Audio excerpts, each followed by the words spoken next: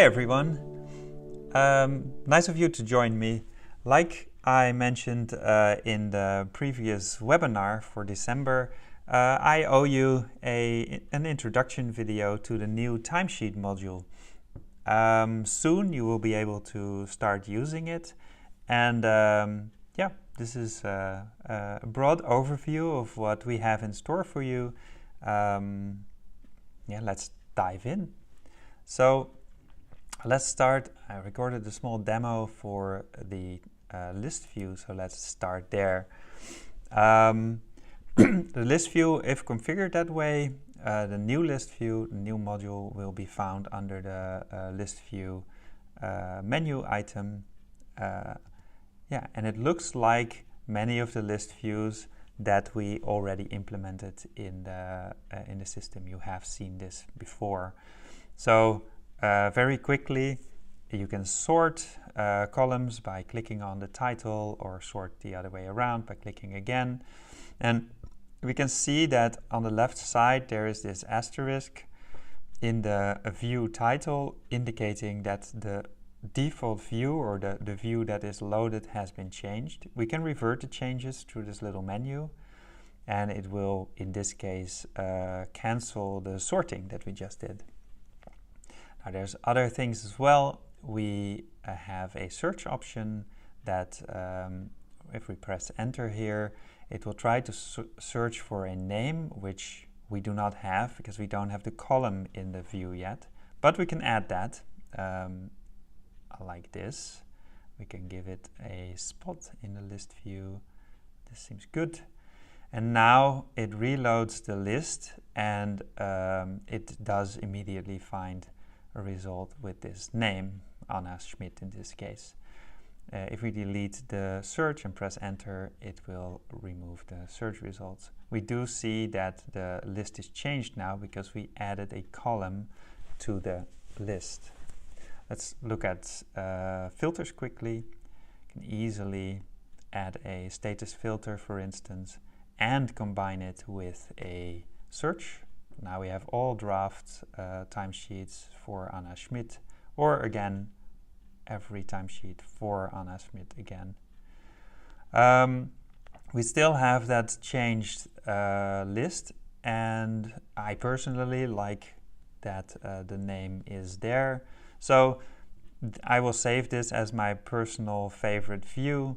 I can add a description, and as long as I do not share this with anybody, this is my personal saved view. It is only available to me. But as in all of the other list views, the super users can decide to share this view with certain user roles. And if we would save that, this view would become a public view for those users. So if I would not share it, it will be in my personal list. Every role can do this, but if I would have shared it, it would be in the shared list views, and everybody of that selected role would have that list view. So let's take a look at the detail pane that we have. So this, we're getting a small a sneak preview of the new timesheet. This detail view has limited information, but still useful information about the things that we can find in this timesheet. So we can see the time, we can see allowances and deductions if applicable, like here, and some additional information as well. And now, if this timesheet has available workflow actions for you, you will have these buttons to immediately, from this detail view, activate or transition this timesheet. We also have the option to copy the timesheet to another period. So we can create a copy with identical information, and we have a button to open this timesheet in a new tab or a new browser window. If we now open a timesheet, let's find a good one, we can see the speed at which the timesheet now opens, and that is a big difference from the previous timesheets. So let's look at this view page of the timesheets. We have a nice header with some information about the timesheet and its status. And if we scroll down a bit, we can see the time tables and the allowance and deduction tables where the days and the rates or allowances have been pivoted. So before the days would be in the rows and the rates would be in the columns. This way we can have way more information in a readable format for you in this timesheet. Same as said for allowances and deductions. What we also see is this little blue icon which indicates corrections, and we can toggle showing corrections, of course for those who are allowed to show it. With this toggle on the top, we can see the original value, we can see the changes, and we can see the current value. This toggle will be remembered for the user. So if the toggle is on, somebody always wants to see these corrections. Now navigating to another timesheet is will automatically also show the corrections until this is switched off. Other information, we have a comment, we have attachments, and also external ID. These fields in some way are known to you, and the attachments use the current modernized attachment preview window. So they will be able to be previewed and downloaded with this link. If there are multiple attachments, we would be able to switch between them on the left, in the column to the left.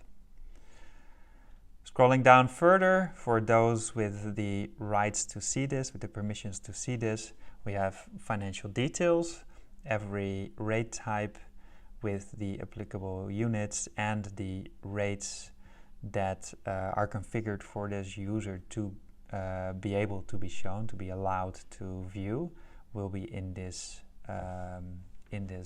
table, and the same for allowances and deductions in this case. We also have a section invoice details, no invoices for this timesheet. We will look at that in a little bit on another timesheet. Then on the top right, we have two widgets. One of them shows the status of the timesheet, which is similar to the status in the header.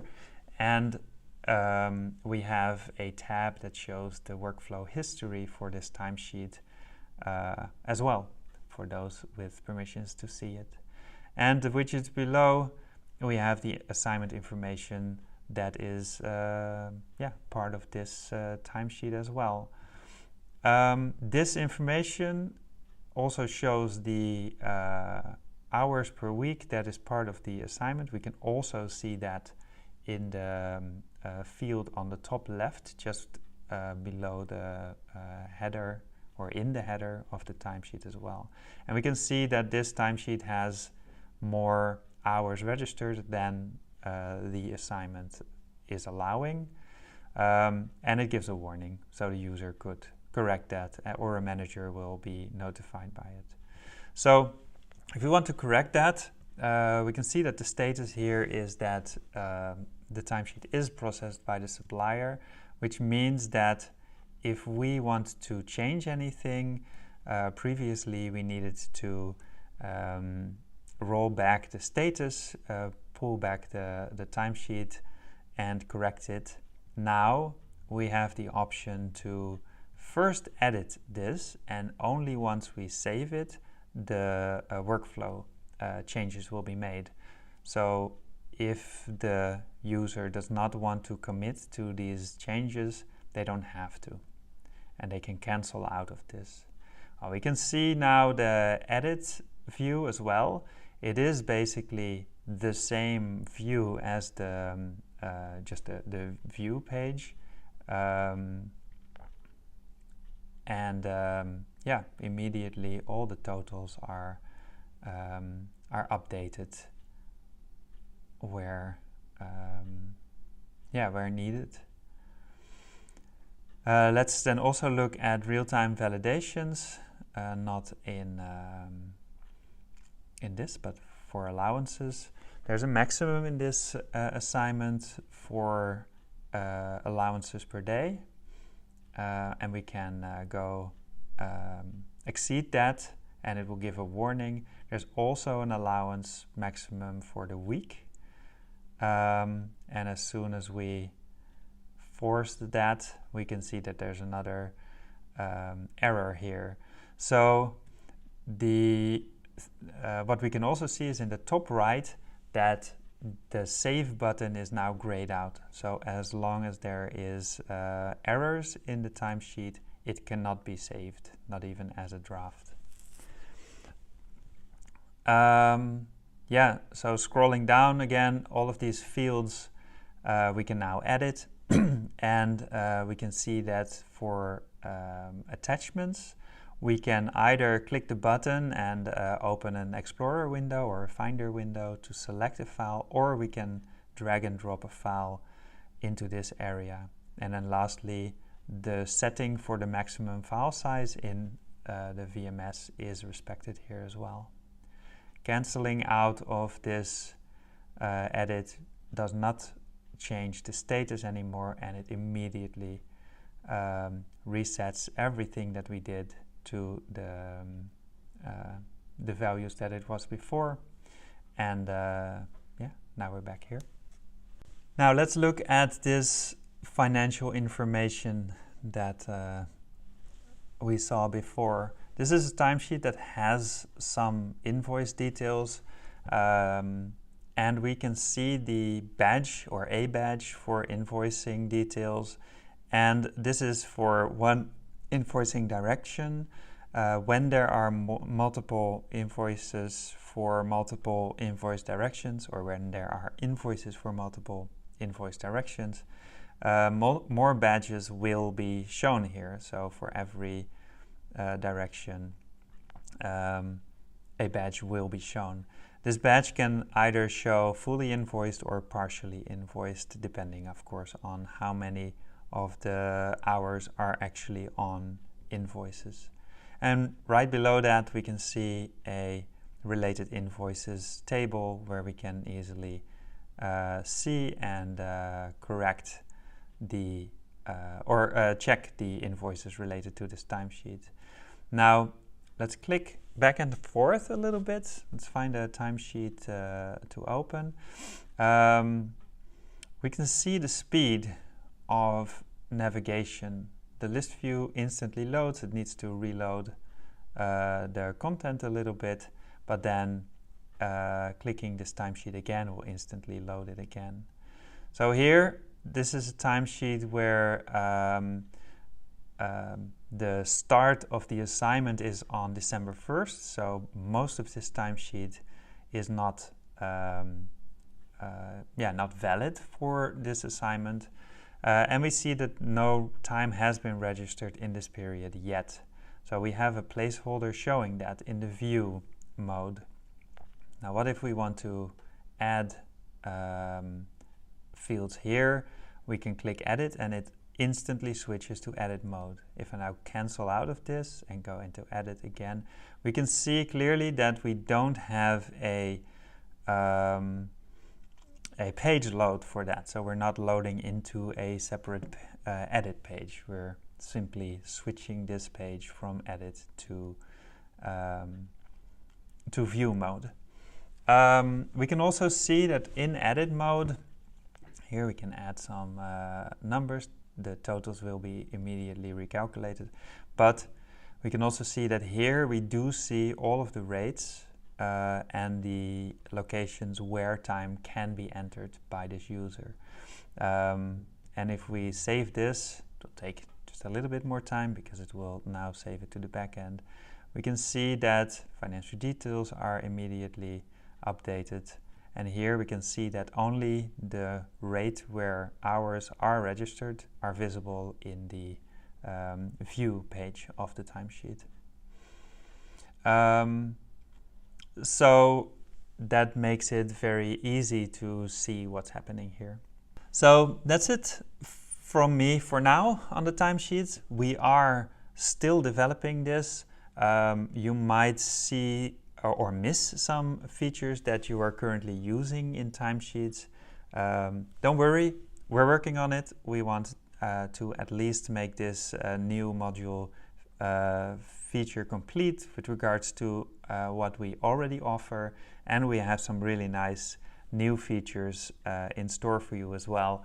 More on this in release webinars and maybe some extra videos. We'll see how it goes. Thanks a lot. Have a great holiday and talk to you in the new year. Thanks. Bye.